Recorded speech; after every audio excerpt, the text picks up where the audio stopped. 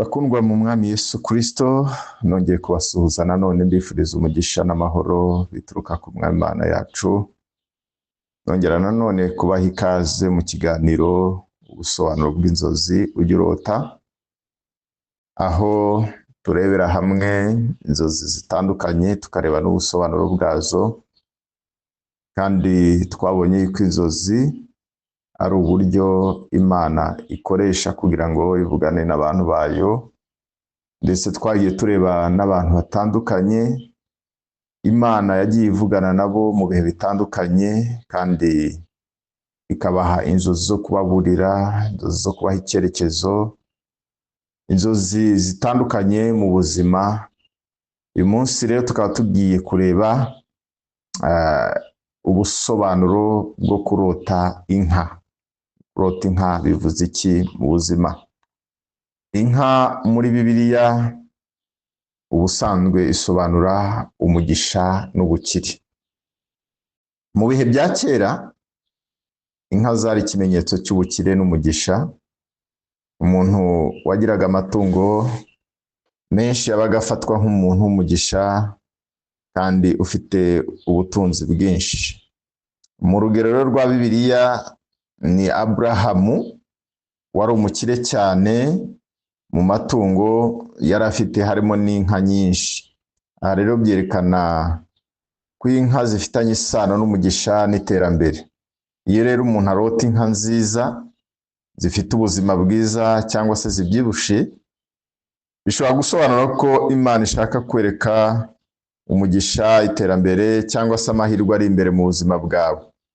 Bishobora no gusobanura ko hari ibihe by'umusaruro n'amahirwe biri hafi kuza mu buzima bwawe. Reka turebe inzozi za Farawo nanone zivuga ku nka. Urugero hano rukomeye twabona muri Bibiliya ni urwerekana ubusobanuro bw'inka mu nzozi mu nkuru ya Farawo. Iyo turebye mu gitabo cy'Itangiriro ibice 41, tubona ko Farawo yarose inka ebyiri. Yarose inka 7 zibyibushye ziva mu mazi mu ruzi rwa Nili, hanyuma haza izindi nka 7 zinanutse zirya za zindi zibyibushye. Izo nzozi nizo zasobanuwe na Yozefu. Yozefu yavuze ko inka 7 zibyibushye zisobanura imyaka 7 y'umusaruro mwinshi. Nanone avuga yuko inka 7 zinanutse zisobanura imyaka 7 y'inzara n'ingorane. Aha rero byerekana ko inka mu nzozi zishobora gusobanura ibihe by'ubukire cyangwa se ibihe by'ingorane mu buzima. Iyo rero umuntu arota inka nziza zibyibushye, bishobora gusobanura ibihe by'umugisha, amahirwe n'iterambere. Ariko kurota inka zinanutse cyangwa se zirwaye, aha bishobora gusobanura ibihe by'ingorane cyangwa se ibihe by'akaga gatandukanye. Nanone reka turebe kurota inka nyinshi bisobanuye iki. Iyo umuntu arota inka nyinshi, bishobora gusobanura ibihe bitandukanye mu buryo bw'umwuka. Icya mbere, bishobora gusobanura umugisha ugiye kwiyongera mu buzima bwawe. Icya kabiri, bisobanura amahirwe mashya, yaba mu kazi cyangwa se mu bucuruzi. Icya gatatu, kurota inka nyinshi bishobora gusobanura umusaruro mwinshi mu buzima bwawe. Mu muco wa Bibiliya, amatungo menshi yari ikimenyetso cy'uko Imana yaguhaye umugisha. Niyo mpamvu rero kurota inka nyinshi bishobora kuba ikimenyetso cy'umugisha wiyongere cyangwa se imiryango y'amahirwe igiye gufunguka. Nanone kurota inka zirwaye cyangwa se zinanutse, ibi bishobora gusobanura ibibazo by'amafaranga cyangwa se kugabanuka kw'amahirwe. Nanone bishobora gusobanura ibihe by'ubukene cyangwa se ibigeragezo. Nk'uko byabaye mu nzozi za Farawo, inka zinanutse zagaragaza ibihe by'inzara n'ingorane. Iyo rero umuntu arota inka zifite intege nke, bishobora gusobanura ubutumwa bwo kwitonda, gusenga no kwitegura ibihe bitoroshye. Kandi nanone turebe kurota inka zigukurikiye cyangwa se zikwirukaho. Iyo urota inka ziri gukurikira mu nzozi, bishobora gusobanura ibintu bibiri bitewe n'uko izo nzozi zimeze. Niba ari inka nziza kandi zituje zigukurikiye, bishobora gusobanura ko umugisha ugukurikiye. Ariko niba ari inka zifite uburakari cyangwa se zirimo zikwirukankana, bishobora gusobanura ibibazo cyangwa se ibigeragezo biri kukwegera.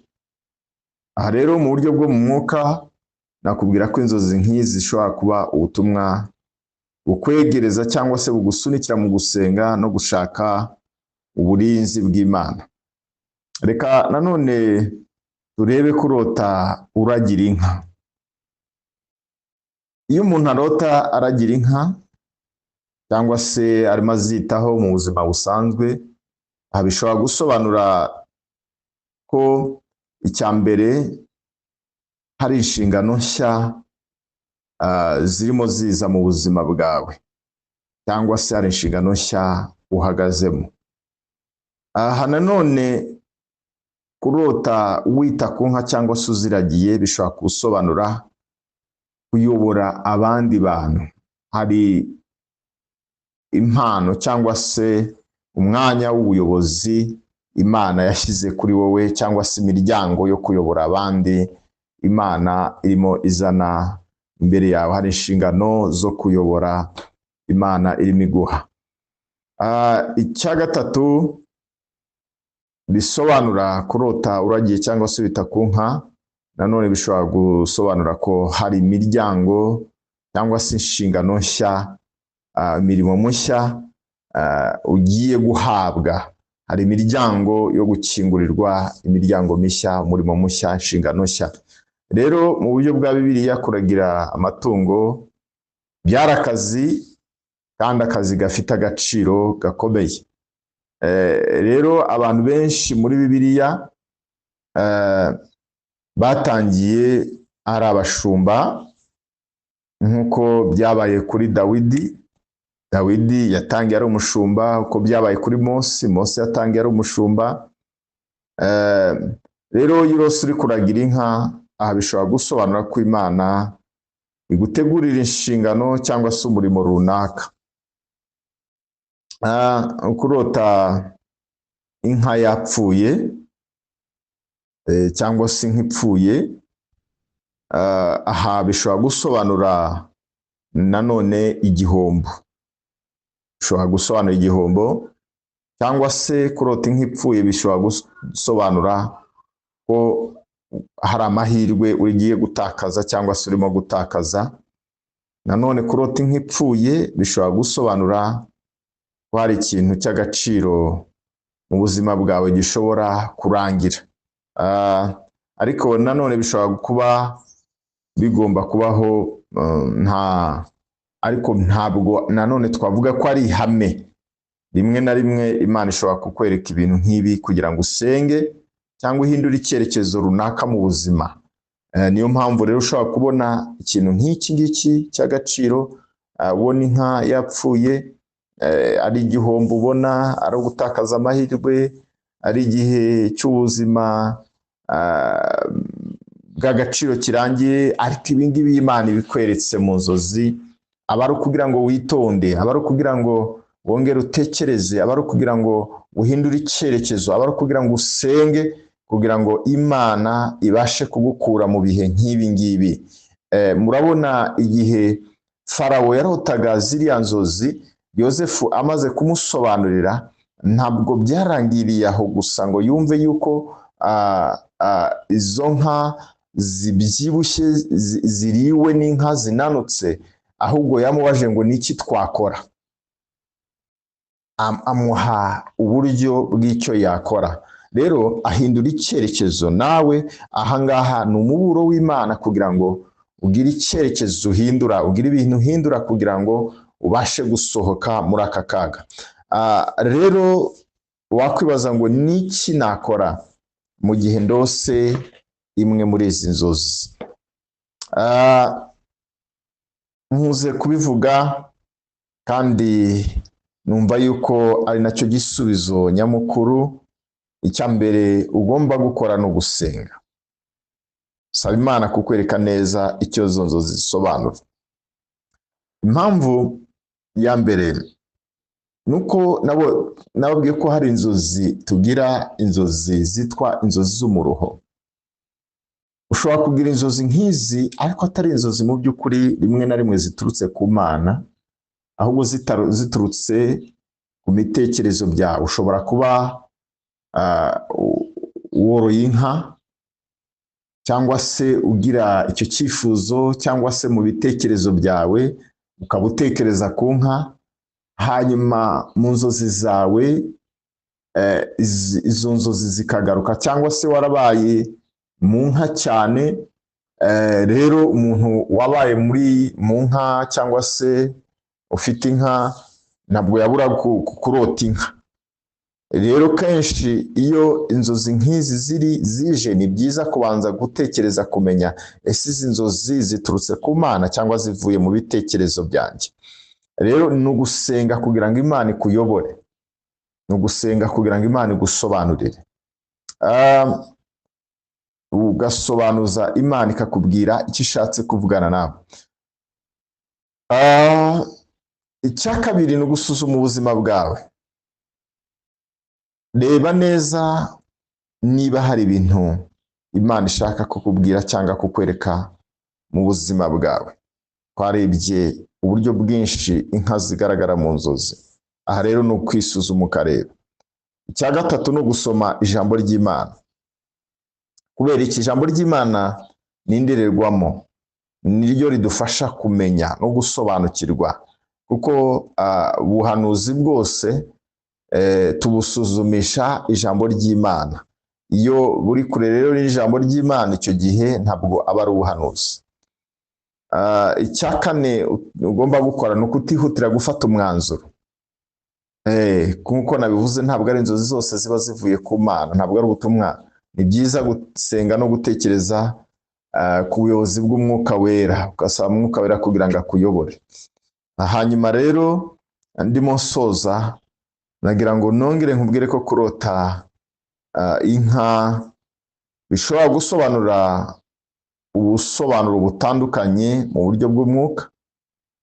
Nk'uko twabibonye mu nyigisho za Bibiliya, inka ifitanye isano n'umugisha, ifitanye isano n'ubukire, ifitanye isano n'umusaruro n'ibihe by'ubuzima umuntu anyuramo.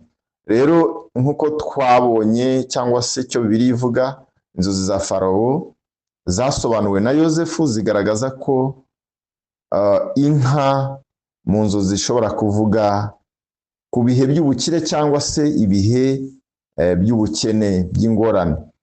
Rero irose inka nziza kandi zibyibushye zishobora gusobanura umugisha n'iterambere, ariko irose inka zinanutse cyangwa se zirwaye, aha twabonye ko zishobora kuba ubutumwa bwo kwitonda no gusenga cyane. Ariko ahangaha icy'ingenzi tugomba kureba ni ugusaba Imana kudusobanura neza izo nzozi, kuko ari yo izi neza icyo ishaka kubwira umuntu. Nababwiye ko inzozi cyangwa se inzozi kenshi ziza ku muntu, ariko zisobanurwa ku muntu ku giti cye. Hari inzozi zishobora kuba ari rusange, ariko inzozi zisobanurirwa ku giti cye, kuko twabonye ko hari ibihe umuntu aba ahagazemo. Dushobora kurota inzozi imwe njye nawe, ariko zigasobanurwa mu buryo butandukanye bitewe n'ibihe mpagazemo, bitewe n'ibyo uhagazemo, aho ngaho zikagira ubusobanuro butandukanye. Rero Imana ishobora gukoresha inzozi nk'iyi mu buryo bwo kutwigisha, mu buryo bwo kutuburira, ndetse no mu buryo kutwereka ibyo dukwiye gukora mu buzima bwacu. Rero ni ngombwa gusenga, ni ngombwa gushaka ubuyobozi bw'Umwuka Wera no kugendera mu ijambo ry'Imana kugira ngo tumenye neza icyo inzozi zisobanura mu buzima bwacu. Rero nongeye kubashimira abo twabanye muri uyu mwanya. Umwami Imana akomeze kubagirira neza. Mwari kumwe nanjye Usengimana Daniel. Shalom.